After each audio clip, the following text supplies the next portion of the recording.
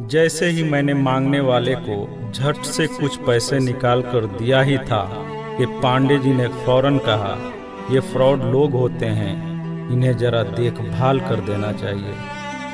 ये लोग हमारी अच्छाई का फायदा उठाते हैं और हमें ठगते हैं। पांडे जी की बातों को सुनकर मैंने कहा, आपने बिल्कुल सही फरमाया।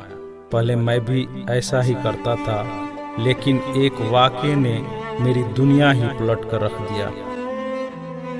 रोज की तरह मैं घर से ऑफिस के लिए जा रहा था कि रास्ते में एक शख्स फुटपाथ के किनारे अपना बीमार बच्चा लेटाए हुए उसे हॉस्पिटल ले जाने के लिए भगवान के नाम पर टैक्सी का किराया मांग रहा था। वो कभी किसी पैदल का बाजू पकड़कर हाथ जोड़ देता, मेरा बच्चा बचा लें, मुझे टैक्सी का किराया दे दें, तो कभी किसी गाड़ी वाले को हाथ देकर रोकता और उसके पीछे भागता कि वो कार में उसके बच्चे को हॉस्पिटल पहुंचा दे।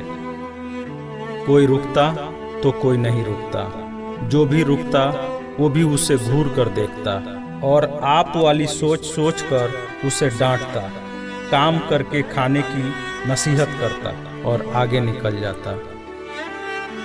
मैं जैसे ही अपनी कार पार्क कर रहा था कि उसकी नज़र मुझ पर भी पड़ी और वो मेरे गाड़ी के सामने आकर खड़ा हो गया था और मेरे रुकते ही मेरे दरवाजे के शीशे पे जोर जोर से पीटने लगा। जैसे ही मैंने गिलास नीचे किया, उसने मेरा हाथ पकड़ लिया और कहने लगा, भाईजान, खुदा के लिए मेरे बच्चे की ज़िंदगी बचा लें, उसे सख्त बुखार है। आप नीचे उतरकर उसको देख तो लें तो आपको यकीन आ जाएगा। आप देंगे तो शायद किसी और को भी एतबार आ जाए। मगर मैं भी उसी की तरह सोच रहा था। मैंने भी उसे काम करके खाने की तस्कीन की और पिछले जुम्मा की सुनी हुई हदीस उसको भी सुना दी कि कमा कर खाने वाला अल्लाह का दोस्त होता है, और गिलास बंद करके आगे बढ़ गया, ये बड़बड़ाते हुए कि हरामखोर ये हमें बेवकूफ़ समझते हैं। 2-3 घंटे के बाद मैं वापस आया तो अब भी उसी जगह खड़ा मांग रहा था। बच्चे को अब वो सड़क के किनारे ले आया था और उसके चेहरे से कपड़ा भी उठा रखा था और वो दहाड़ मार मार कर रो रहा था। अब वो अपने बच्चे के कफन और दफन के लिए मांग रहा था। मैं गाड़ी रोककर नीचे उतरा और मैयत की तरफ देखा।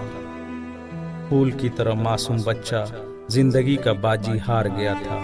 मेरे रोंगटे खड़े हो गए। मैंने जेब में जो कुछ भी था जेब से निकालकर बेगर देखे उसके तरफ फेंका। उससे पहले कि उसका बाप मुझे देखे, मैं उस तेजी से वहां से निकला मानो दुनिया की सारी बलाएं मेरे पीछे लग गई हों। मैं ऑफिस पहुंचा तो मेरा बुरा हाल था, ऐसा कि जैसे मुझे बुखार जकड़ने लगा हो। मेरा काम में मन नहीं लग रहा था। मैंने उस दिन की सारी मीटिंग को कैंसिल कर दिया।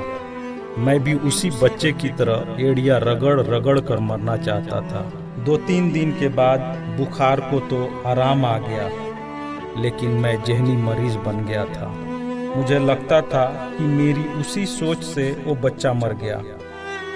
कुछ दिन गुजरे, मैं ऑफिस में स्टाफ से बात कर रहा था। तब तक रिसेप्शन से आवाज़ आई, सर आपसे कोई मिलना चाहता है। मैंने पलट कर देखा, सामने उस मरे हुए बच्चे के बाप को देखकर मुझे चक्कर आ गया और मैं पत्थर का बुत बने उसे देख रहा था।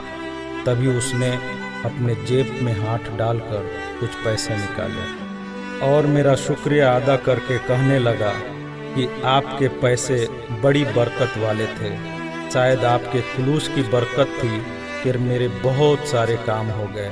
सारे खर्चे के बाद कुछ पैसे बच गए और उनमें से कुछ पैसे मैंने उधार लेकर डाले हैं। ये आप कबूल कर लीजिए, बाकी मैं आपको जल्द ही वापस कर दूंगा। मैंने पैसे वापस लेने से सख्ती से इनकार कर दिया और मिन्नत करके उसे पैसे रखने को राज़ी कर लिया। और जैसे ही वो जाने लगा, मैंने उसे रोका और अपनी कंपनी में काम करने के लिए पूछा। वैसे राजी हो गया जैसे उसे काम की ही तलाश थी और किसी ने उसके दिल की बात सुन ली हो। वो बहुत खुश हुआ और अगले ही दिन से मेरी कंपनी में बतौर वॉचमैन काम करने लगा। पांडे जी, मैं आपको उससे मिलवाऊंगा, लेकिन वो कार वाला किस्से का जिक्र उससे मत करना। उसने आज तक नहीं पहचाना कि उसने मेरा भी कार रोककर मुझसे मदद मांगी थी। वो मुझे एक बड़ा ही नेक इंसान समझता है, जिसने उस बच्चे की लाश देखकर अपना सब कुछ निकाल कर दे दिया। पांडे जी, उस दिन के बाद से मैं किसी को खाली हाथ नहीं लौटाता।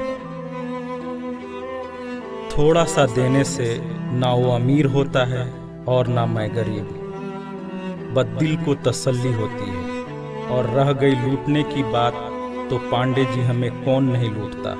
कपड़े वाला हमें लूटता है, दवाई वाला हमें लूटता है, सब्जी वाला हमें लूटता है, दूध वाला हमें लूटता है।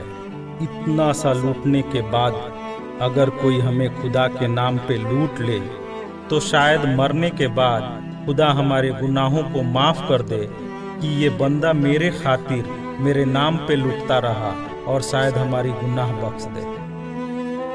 पांडे जी, माना कि हर मांगने वाला सच्चा नहीं होता, पर जरूरी ये भी नहीं कि सब झूठे ही हों। वैसे भी अपने काम काज में कई बार फेल होने के बाद भी हम कोशिश करना नहीं छोड़ते, तो कुछ ठग लोगों की वजह से ज़रूरतमंदों की मदद करना क्यों छोड़ देते हैं।